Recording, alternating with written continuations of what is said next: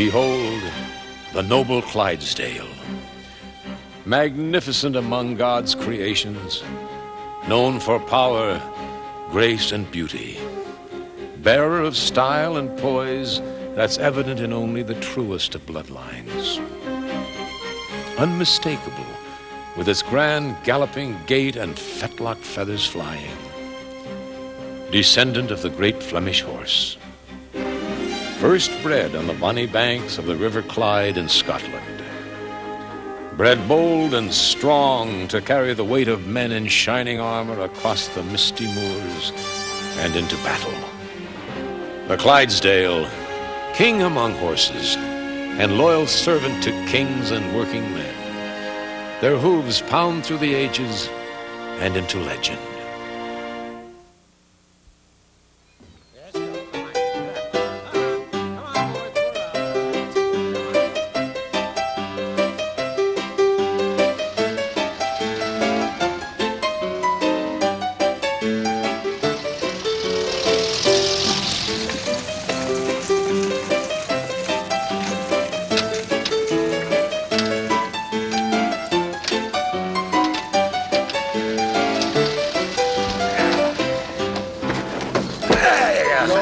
Thank you, Tom.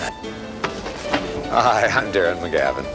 You've been watching a scene that was commonplace as recently as 70, 80 years ago. An activity that took place daily in cities throughout this nation. One man, two horses, delivering beer to the local taverns. Today, of course, delivery techniques have certainly changed, but not this symbol. The Clydesdale, this mighty horse, this gentle giant. For 50 years, they have remained an elegant tribute to bygone days. Come with me and we'll discover just how these magnificent animals became all the king's horses.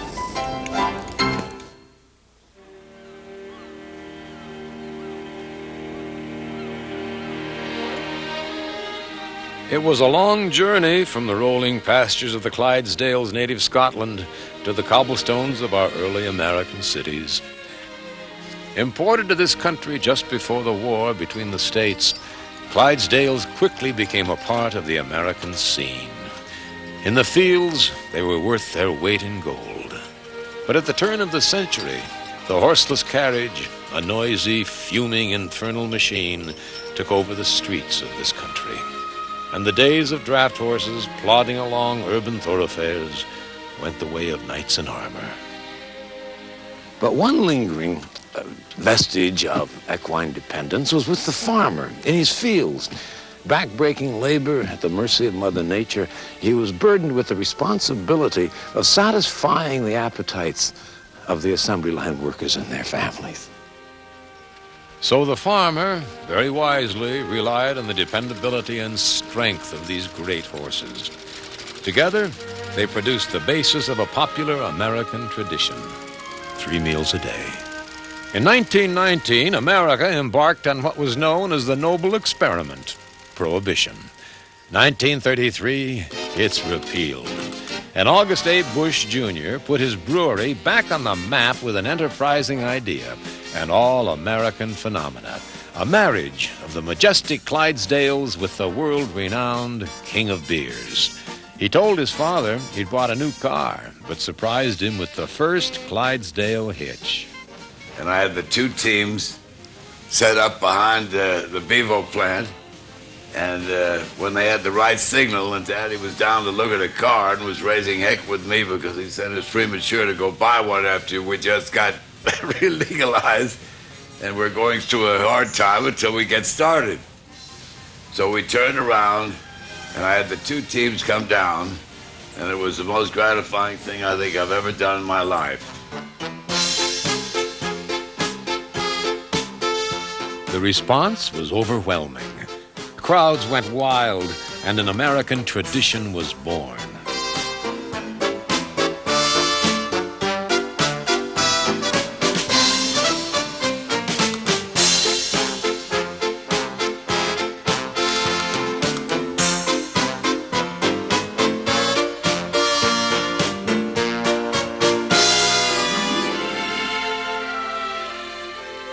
A Clydesdale destined for the famous 8-horse hitch has to measure up to certain standards. Weight between 1,900 and 2,300 pounds. That's a ton of horse. Color, bay with a white blaze and white fetlocks. Those distinctive clumps of hair at their feet are called feathers. Height, about 18 hands or about 6 feet at the shoulder. They're actually about 8 feet tall from head to hoof. Breeding a horse like this is a full-time job. The Budweiser Clydesdales are bred here on Grant's Farm just outside St. Louis. It's called Grant's Farm because President Ulysses S. Grant lived on and worked this land before the war between the states. These are the prize breeding stallions. You can trace their bloodlines over the centuries. You might call this the maternity ward.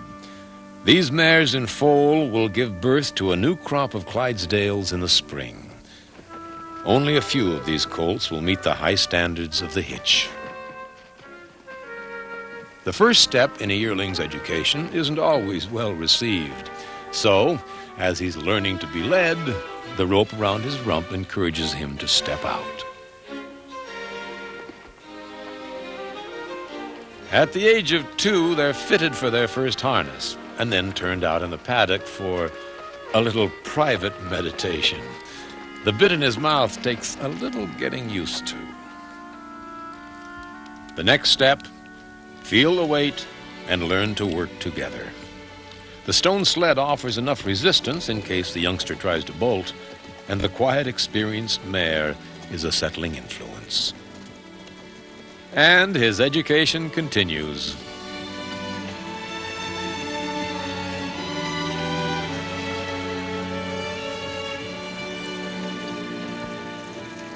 At 3 years old, judgment is passed.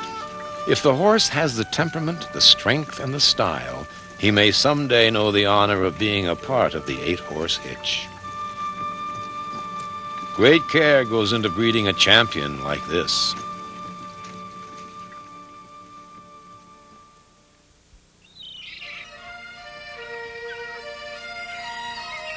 Occasionally, new strains of the Scottish Clydesdales are reintroduced to their American cousins.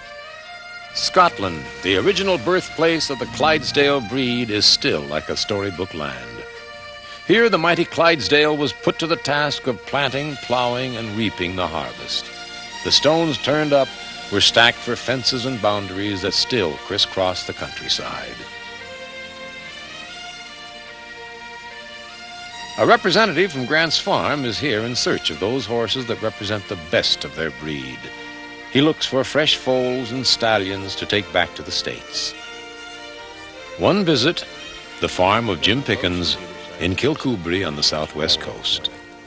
These longtime friends have plenty of gossip to catch up on, but is put aside for the moment as horse trading begins. He measures, checks, assesses, and analyzes. But like any savvy horse trader, he shows no reaction.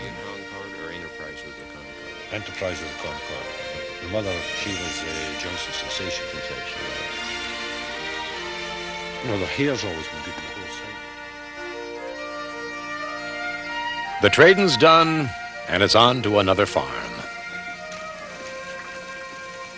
Hugh Ramsey and his matched pair of blue roan Clydesdales take him on an inspection of his latest stock. Ramsey proudly boasts that he's never sat atop a tractor.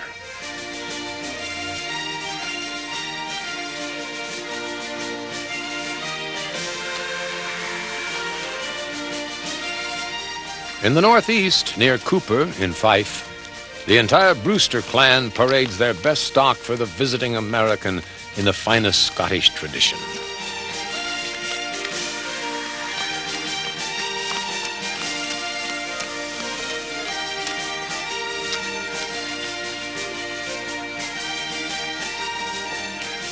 Ah, now here's a champion. Strong legs, good shoulders, a fine head. This horse meets the standards and may have a trip to St. Louis in its future.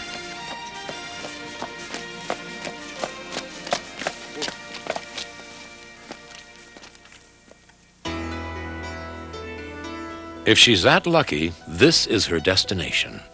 In St. Louis, this is the home of the famous 8-horse hitch. Originally the private stable of Adolphus Busch, this building on the grounds of the Anheuser-Busch Brewery is now an official national landmark. The living is lavish, as befits a horse of this stature.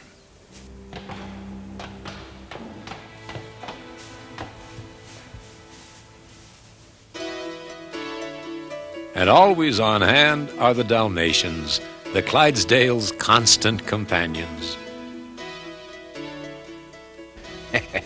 This is Missy. She's been with this wagon for 7 years and about 200,000 miles. This wagon, all 3.5 tons of it, is a real classic. Built in 1905 by Studebaker, it was originally designed as a meat wagon. And then, around 1910, it was converted by the brewery to a more permanent use, a beer wagon. The Clydesdales are on the road for most of the year, but on the occasions when the Clydesdales are home, their grooms exercise them in the paddock behind the stables.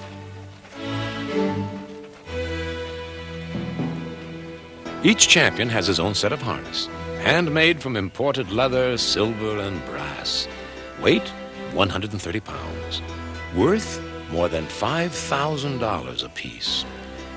Just like the shine of the harness, great time and care goes into the grooming of the Clydesdales.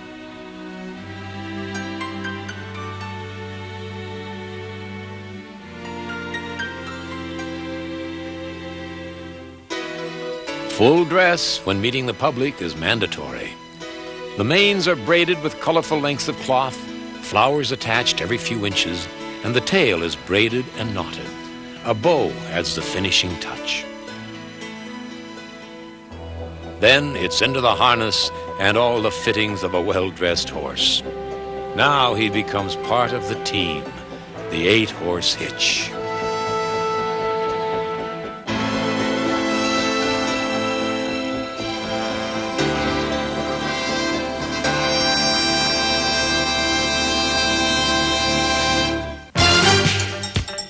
As the driver snaps the reins, these horses know they are part of the legend, and they high-step every foot of the way.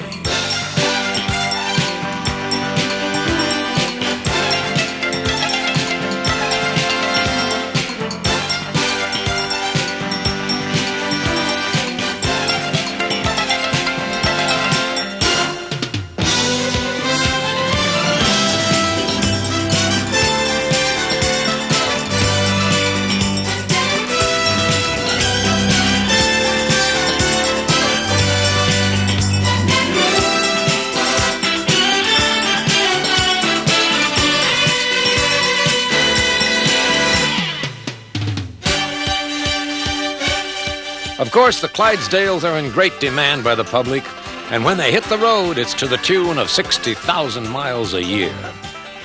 The Clydesdales, the wagon, crew, and equipment travel in a trio of tractor-trailers. The horses' trucks have a special suspension system giving them a smoother ride than the drivers in the cab.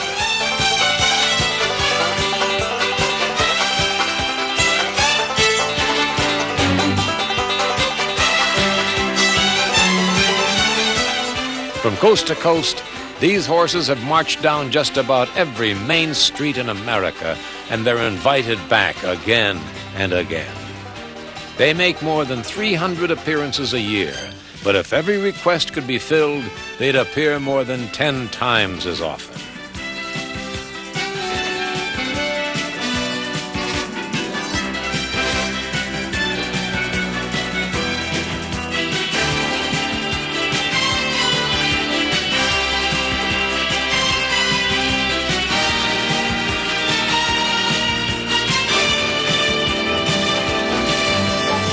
The Clydesdales travel with their own portable stables, right down to the nameplates on the stalls.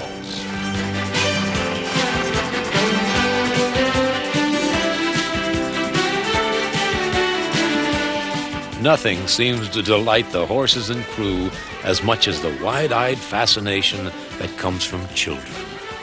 At first touch, is remembered forever.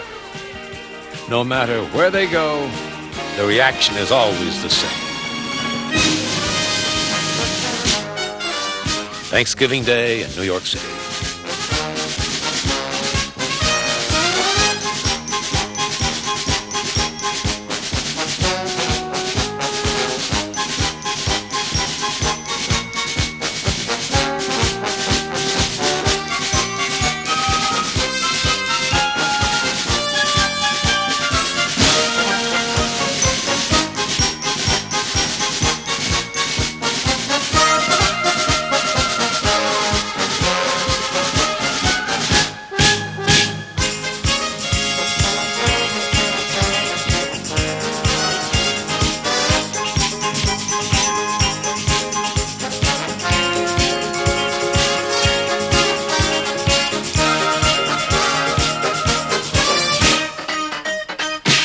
Another stop at the Colorado State Fair in Pueblo.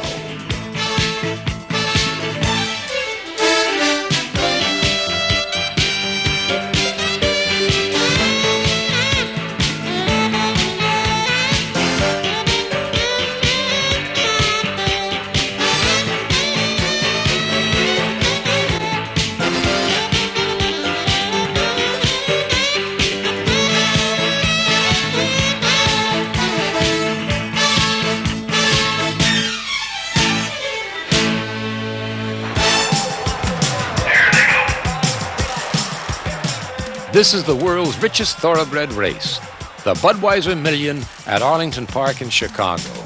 And the 8-horse hitch is here to perform.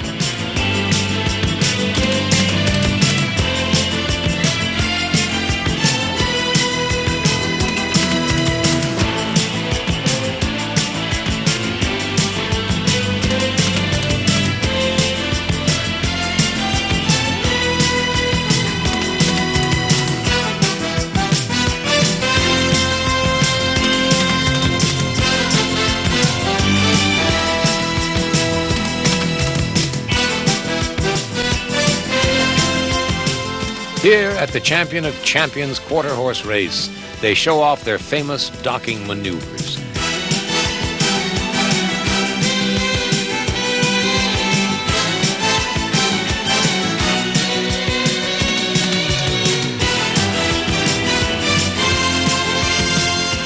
The left-right movement of the team really gets the leather flying through the driver's hands.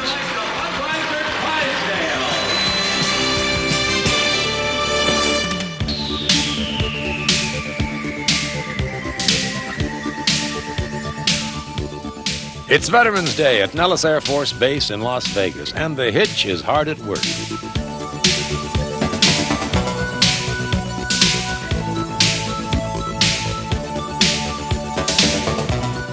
It's an interesting sight as the descendants of medieval war horses review the men and machines of America's first line of defense.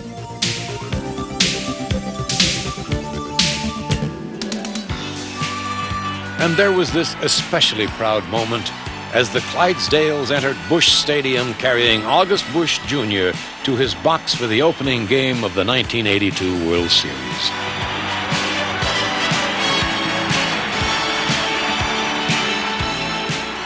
Joining his son August III, they stayed on hand for an eventual World Series championship by the St. Louis Cardinals.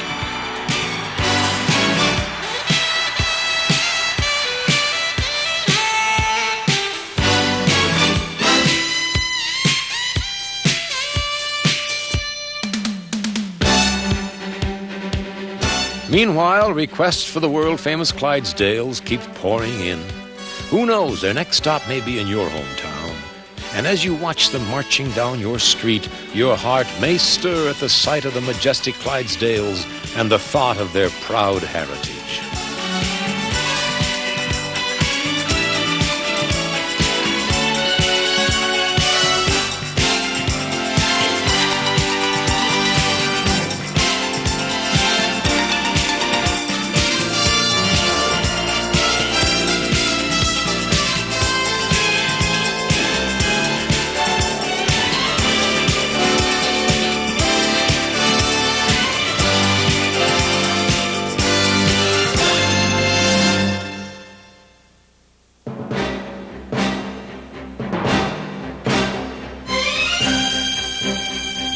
So this, then, is the legend of the Clydesdale. From the banks of the River Clyde in bonny old Scotland to the smiling faces of children watching a parade, these noble steeds have worked hard for man and brought joy to millions since this breed's birth long centuries ago.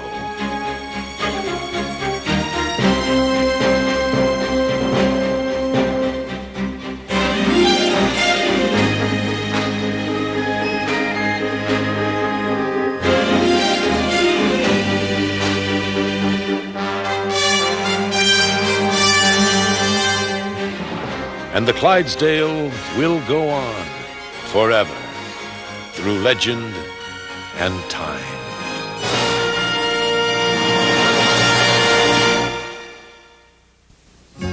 Holiday greetings from Budweiser.